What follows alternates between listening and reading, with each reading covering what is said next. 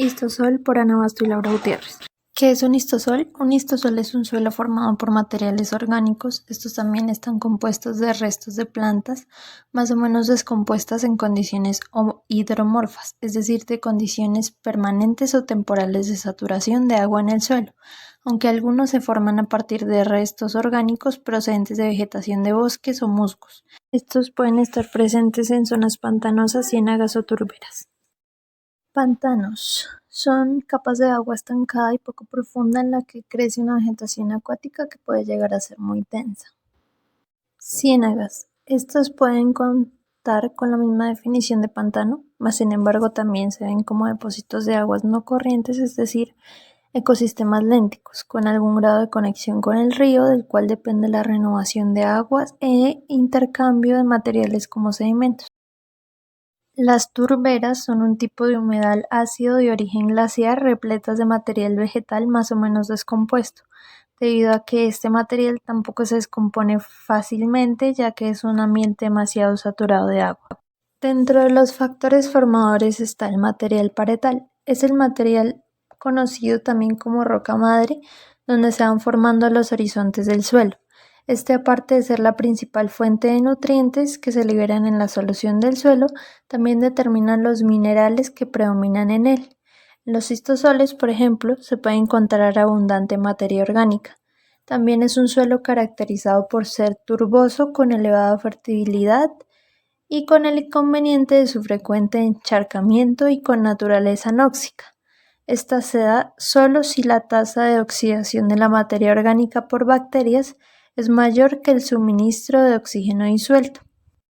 Para el clima, como el factor formador de los cistosoles, se desarrolla generalmente en zonas donde la materia orgánica se acumula en la superficie sin llegar a descomponerse a consecuencia de bajas temperaturas, es decir, climas boreales o de una saturación prolongada del suelo, que esto puede ser en los trópicos húmedos. El relieve se da en situaciones de deposición donde el agua pueda quedar retenida. Este puede ser el caso de presiones topográficas y zonas llanas con baja permeabilidad de los suelos. Por otro lado, la vegetación para los cistosoles va a variar en función de los climas en los que puedan desarrollarse.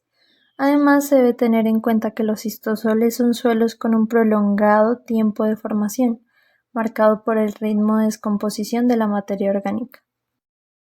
Ahora, dentro de los procesos formadores de cistosoles se encuentra principalmente la paludización, que va a ser aquella que consiste en la acumulación de materiales orgánicos en lugares de drenaje restringido donde las condiciones hidromorfas anaerobias van a permitir su conservación posteriormente a través de procesos pedogenéticos, es decir, procesos físicos, químicos y biológicos, en donde los depósitos turbosos se transforman en suelos orgánicos, o sea, histosoles, por un proceso complejo de maduración.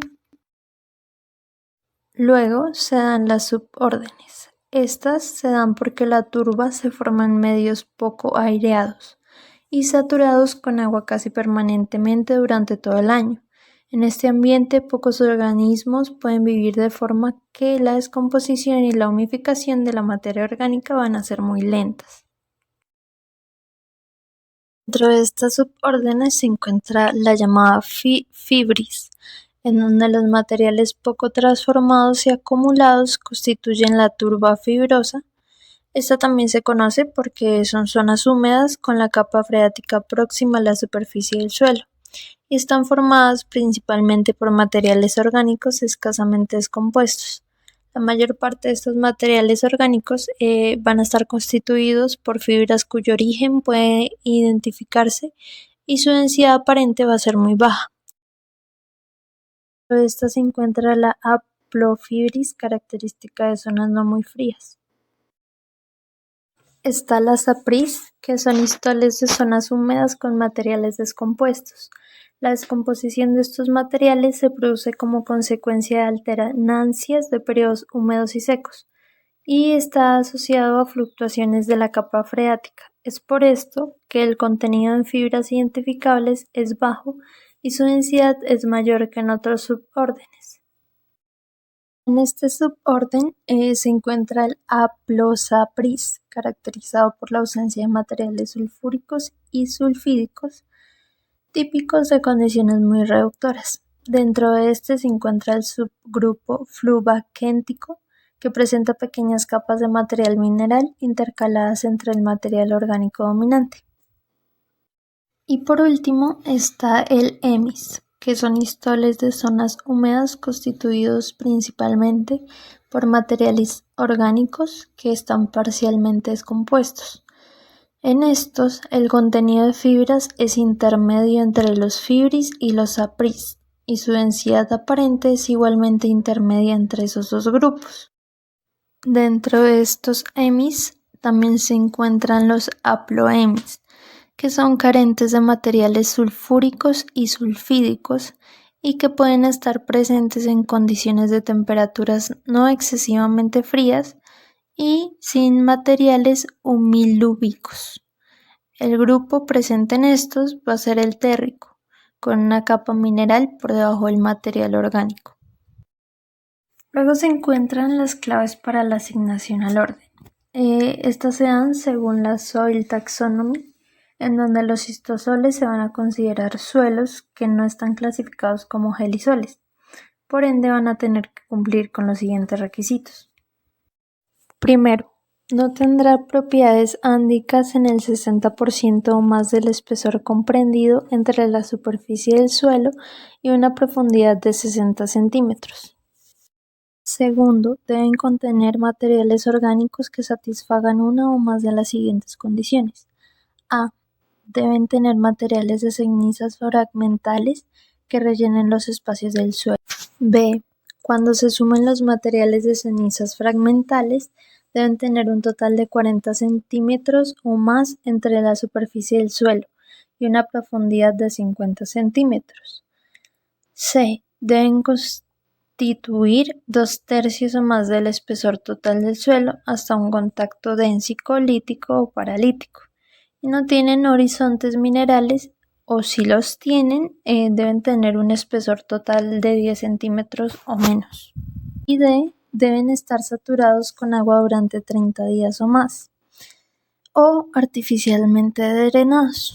Deben tener un límite superior dentro de los 40 centímetros de la superficie del suelo y un espesor total de, primero, 60 centímetros o más, si 3/4 o más de su volumen es de fibras o de musgos, o si su densidad aparente en húmedo es menor de 0,1 gramos sobre centímetro cúbico, o 40 centímetros o más si consisten en materiales sápricos o hémicos o de materiales fíbricos, con menos de 3/4 por volumen de fibras de musgos y una densidad aparente en húmedo de 0,1 gramos sobre centímetro cúbico. Bueno, la mayoría de los histosoles se caracterizan por tener una densidad aparente muy baja, menor de 1 gramo centímetro cúbico, también por estar saturados de agua y presentar una gran capacidad de retención. El gran volumen total de poros de los histosolos es mayor al 85%. El principal aspecto a considerar para diferenciar los histosoles del resto de órdenes es la presencia de materia orgánica, y la principal característica por la que se diferencian de los gelisoles es que son los únicos que también tienen materia orgánica descompuesta por la presencia o no de un permafrost, capa de suelo permanente congelado. Bueno, como características hidrológicas tenemos dos conceptos importantes, el cual es turba, que es un material orgánico de color pardo oscuro y rico en carbono, y ombrógenas, que son alimentadas solo por precipitaciones.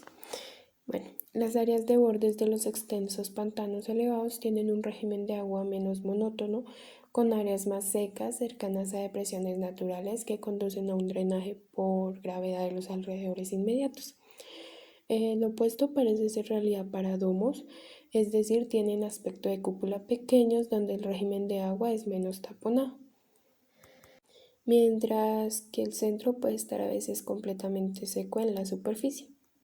Bueno, como características físicas y químicas de los histosoles, tenemos que los histosoles fíbricos están ligeramente empaquetados en su estado natural, con una densidad aparente que está en un intervalo de 0.05 a 0.15 miligramos de contaminante por cada metro cúbico.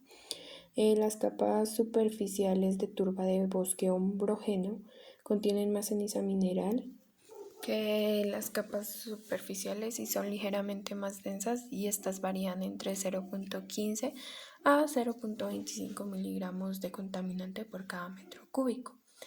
Esto conduce a que la fracción total de poros excede el 0.9%. La turba fíbrica tiene muchos poros anchos. Su conductividad hidráulica saturada es típicamente mayor que 1.6 y puede muy bien exceder hasta los 30. La turba sáprica, bien descompuesta, tiene poros más finos y es menos permeable al agua. La turba de bosque virgen es siempre muy permeable al agua. En las propiedades químicas, las turbas bajas cenagosas pueden tener un valor de pH en campo mayor que 6, mientras que los pantanos elevados de turbas son pobres en nutrientes de plantas y tienen valores de pH en campo que están típicamente entre 3 y 5.5. Algunos cistosoles extremadamente ácidos tienen un valor de pH alrededor de 3, pues estos contienen pirita, la cual se utiliza para la obtención de ácido sulfúrico. La fracción orgánica de la turba consiste en lignina, celulosa, hemicelulosa y pequeñas cantidades de proteínas como ceras, taninos, resina, suberina. Las turbas ombrógenas de musgo en regiones templadas y frías se constituyen principalmente de celulosa, mientras que las formaciones turbosas de tierras bajas profundas en Indonesia y Malasia se constituyen de 2/3 de lignina con celulosa y hemicelulosa.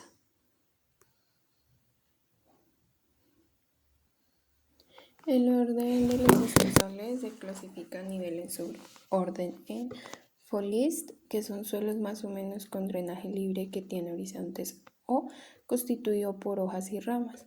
Estos suelos están en climas muy húmedos. El fibrist, como mi compañera lo explicó anteriormente, son los cistosoles de las zonas húmedas en las cuales los materiales orgánicos están escasamente descompuestos.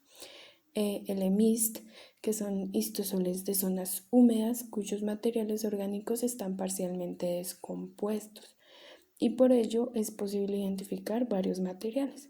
Y por último, el saprist, que son histosoles de zonas húmedas cuyos materiales orgánicos están tan descompuestos que no podemos determinar cuáles son las plantas de los que los proceden. Para los aprovechamientos tenemos que con un manejo cuidadoso puede resultar muy productivos bajo formas de cultivo intensivo y hortícola.